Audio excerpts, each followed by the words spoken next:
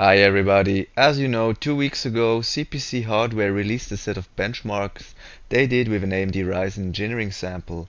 Although that sample was relatively low clocked, it was able to keep up with its competition. Now, some weeks later, CPCHardware tweeted that they have received a new F4 engineering sample that can reach 3.6 GHz base and 4 GHz turbo clock speed. That's a 14.3 and a 17.65% improvement.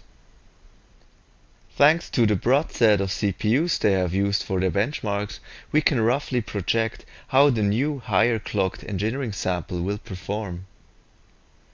Normally the clock speed delta is not translated one-to-one in higher performance, so 14% higher clock speed doesn't mean it's effectively 14% faster. So given how Core i5's performance increases in those benchmarks with higher clock speed, and knowing that the first engineering sample did not have a very tweaked turbo mode, I estimate a 10% performance improvement.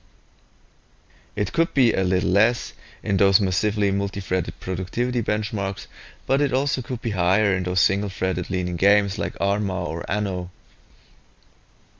So let's see where the Ryzen sample ends up with this projection. As we can see, with those clock improvements it should roughly match an i7-6900K in productivity benchmarks. Also, in CPCHardware's set of games, in total the new sample should be able to keep up with the i7-6900K. So it's still speculation, but knowing the clock speed scaling in those benchmarks, I'm pretty sure that this is plus minus 2% where this engineering sample ends up performance-wise.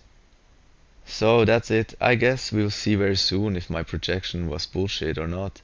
Also, I have a download code for Street Fighter 5 to give away. To participate, just subscribe and leave a comment. See ya.